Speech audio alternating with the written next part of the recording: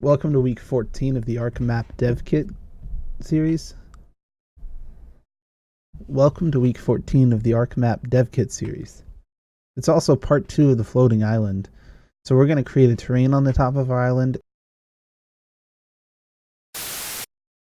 So the first thing we want to do when it comes to creating this terrain is we want to make sure we're on the right level. So if we open up our levels, just make sure that you're not on your persistent level, you're on your level for the floating island.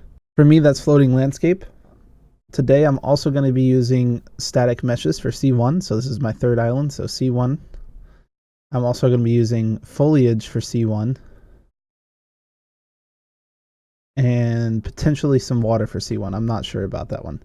But I'm just going to load up all of these and make sure my floating landscape is my persistent level because that's what I want to use. The next thing we're going to do is we're going to hit Shift 3 or come up here to Mode. We're going to go to Landscape, over to Manage, and we have a few tools here. I've already created this landscape, but you can just hit Create New Landscape and it takes a little bit to process. But I just made an 8x8 landscape on my map, and we're going to size it and set it to the correct height that we need for our island.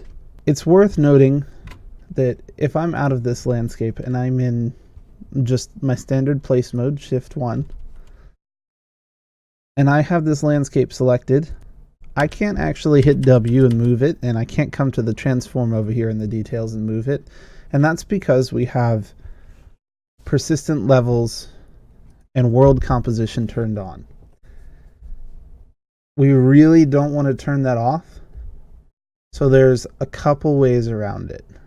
The first is that we would create the entire floating island as a static mesh, which I really don't want to do because then you have to place the trees by hand and they don't respawn. The second option that we have is to manipulate this landscape to fit our need. The first thing that happens when you create a landscape is it just pops up.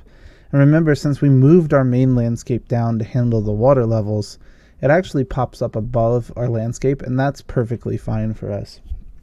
What we need to do is use some of our manage tools like add and delete. So we can come here to the side of this landscape and add and just create it going over. So I don't actually want to do that because mine's in the right area. But if you find that yours is far across your map from where you want it to be, just sort of create a path going over to where you want it to be, and then use your remove tool, your delete tool. So I'm going to make this 1. I can remove a corner just like that. So, you know, if you want to use 64 and remove all that you've done, remove your entire path going over to what you used before, that's perfectly fine. But for me, I'm fine with where my landscape is. What I need to do now is get down to painting it and adjusting it to the right level. The first thing we'll do is come here to our sharded grass, increase our brush size a little bit, and we're just going to paint this on. This is just so we can see the landscape. I did the same thing with our main landscape. Given the low detail level, we can just sort of like paint over it. We'll eventually change this on various locations, but for now this is just so we can look at the landscape. Then we're going to use our sculpt tool, and we're going to bump up our strength, and we're just going to raise this up so we get it to a point where it's near the top of the mountain. So we'll come to the mountain from the side. We can see the top of the mountain here, and we'll just navigate just so we're just barely at the top of it. And what we'll do is we'll go down just a little bit, and we're going to flatten off our entire terrain at this level. This is our new level. So we'll hop on over here to the flatten tool, select flatten, and we're just going to pull it all up. We're going to remove the terrain that we don't need and just use the bits that we do need. And real quick while I do that, I am going to go right here and just pull down this mountain just a little bit. Approach it just from the side, and I want to just make sure that we cover every bit of land that is on this mountain. We want to make sure that we're covering it up. And then we'll get rid of the excess land down below, and we'll use the hole cutting tool in our landscape to make sure that we only really use the parts that we need, and we'll use static meshes to do the rest of the work. You'll undoubtedly notice that there are some sections of this that are totally unnecessary, and it would be kind of a waste to go ahead and go through the arduous process of doing the hole cutting tool in a landscape right there. So what we're going to do is we're going to go over to manage, into our landscape, and we're just going to delete the parts that we know we don't want. So, you know, this section, yes, it goes up on this wall a little bit here, but we're not going to use that wall. We're going to eventually cut it out. But whole sections that we know we're not going to use, we're just going to delete out of this. So parts that reach the top of this, we're not going to cut. We'll ever so slowly trim our way around this.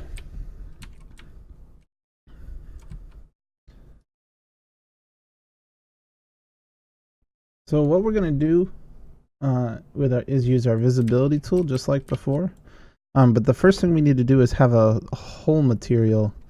So we need to come here and do mi underscore new island hole. And that, once that compiles and loads in, because it's the dev kit and it's slow. So once we do that, and we have our visibility tool, let's go to our visibility tool, and we're on our landscape. We need to make sure we're on our correct landscape. We want this landscape. And we have our visibility tool. We have our hole selected, and when we click on it, it cuts a hole in the side of our terrain, just like that. And we're actually going to do this to the whole thing, all the way right up to the top.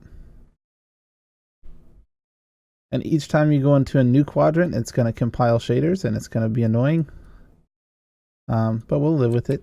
And when you get to these huge vertical sections, it's actually a really small XY coordinate, so you know, for left and right, up and back, and not up and down. So it does a lot of work in a small area, and that's fine. We don't actually need it to be super precise. We'll use rocks and things of that nature to sort of cover up this side here.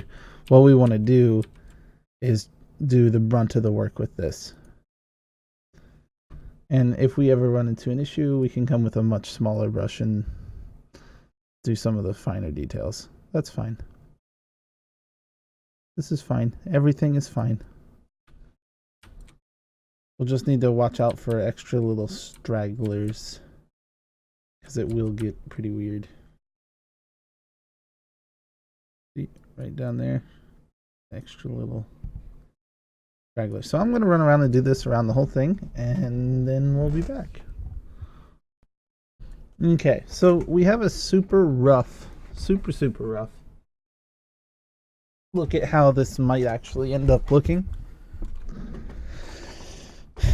And what we'll do is go back into our placement mode. We're going to pull this mountain up just a little bit until it gets to the point where it starts to breach through the terrain, then go down just a smidgen. So there are a few places on this where it falls off just a little bit. Go ahead and fix that, but what we need to do now is go with a finer tooth comb and just make sure that this edge sort of becomes seamless. Because what we have now is the top of a floating island up above the rest of our map, and down below we have a mountain supporting it. So what we'll do today is make sure we get this edge nice and clean. So we'll have to use some tools, and it'll be pretty repetitive, but we can get through it just fine. So we'll go back to our sculpt tool just a little bit, and we're just going to bring up the edge in places where the static mesh is coming through over the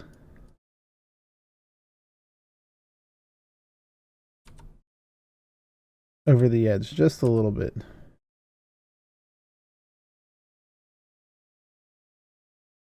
And once we have that, we're going to use our flatten tool, go all the way around, and we'll end up creating a ridge right around this island. And that's perfectly fine, right? This isn't going to be the final adjustment we make to the landscape, but we do want to get it to a point where people can't really tell that they're not the same object. And that's all it is. We're trying to fool the players into thinking, wow, there really is a floating island there. Not think, hey, that's an upside down mountain with a landscape on top. Alright, so we've created a ridge all the way around our little floating island, which is good because we'll need to create some landscape definition in this. We'll smooth it out a little bit and make it look a little less fake.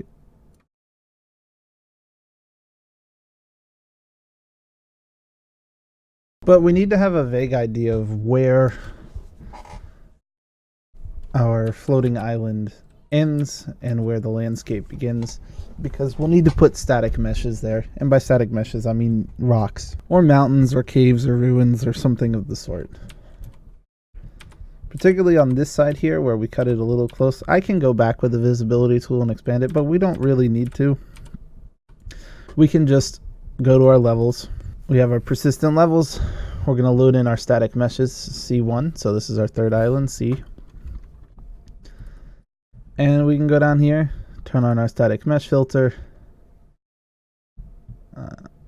go back to game, and search rock.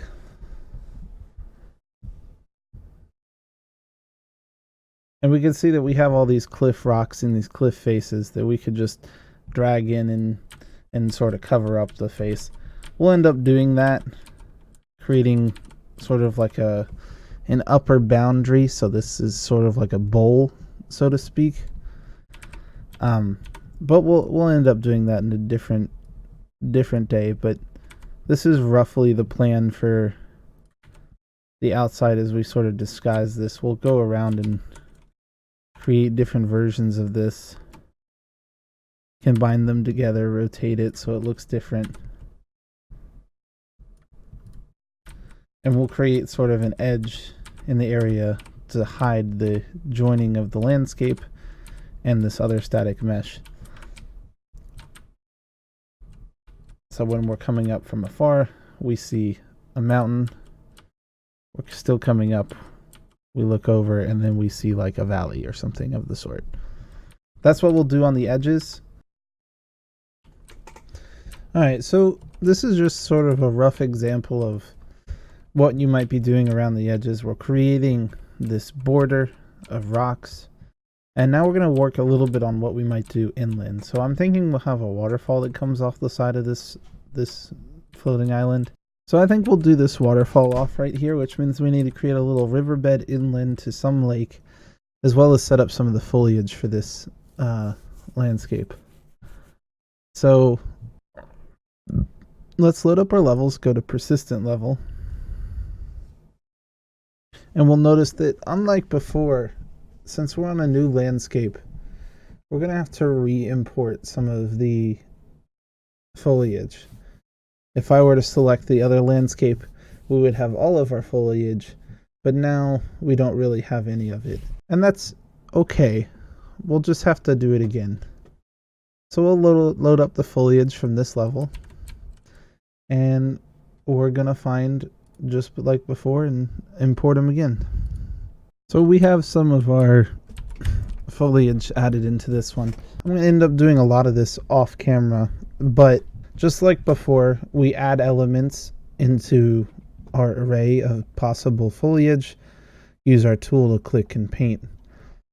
It's the same thing as in, I think it was like episode 5 or 6 where we went through and added foliage. So go ahead and I'll put a link right here that you can click on to see how to do that. But just like before, we're just gonna click and paint some of these on, and we'll create like a little river and a little lake, and we should be good to go on our floating island.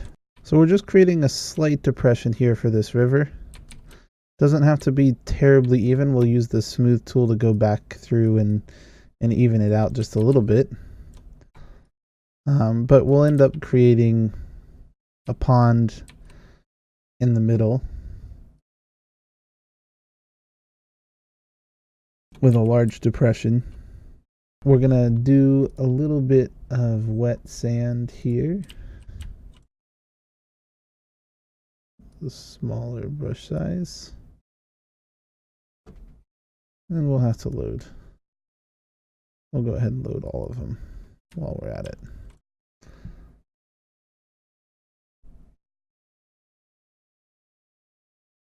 Bump up our strength just a little bit.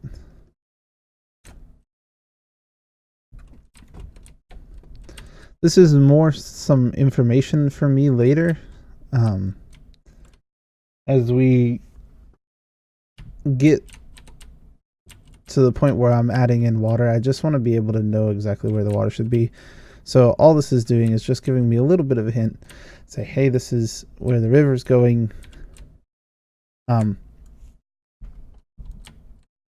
So this is more painting for me to know later. What we'll do is we'll actually end up dividing this island slightly. So I'll zoom out a little bit. So we'll have like a little bit of a starter area over here.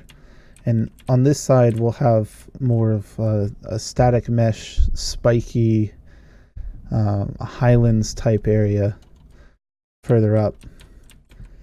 Just like with some of our larger islands, let's see, let me get my bearings. So the island off in the distance here will have various areas from a starter all the way up to the main, like, in-game content is going to be on this island in the distance. We want to have some variation of skill on this island as well. So just as a thing to help myself remember, we're going to put jungle leaves and our jungle pebbles down sort of higher up, so we know this is what I want to do when I go back through and do most of this. So as you can see, it's struggling a little bit with keeping the memory of all these changes to the terrain. So be sure to frequently save. Next week, we'll probably work on the further side of this island, as well as getting this into a more flyer friendly area. I want there to be peaks and really create this environment to be specifically for flyers, as it is a floating island. As well as at the end of next week, I want to come down here to this underside of this mountain, and I want to have a mesh particle emitter that comes out and makes the island float. Should be pretty cool. I hope you'll join us. As always, if you have any questions, comments, concerns, let me know in the comments below. I'm always happy to help. Please like, comment, subscribe. It really does help us out. And we'll see you next week.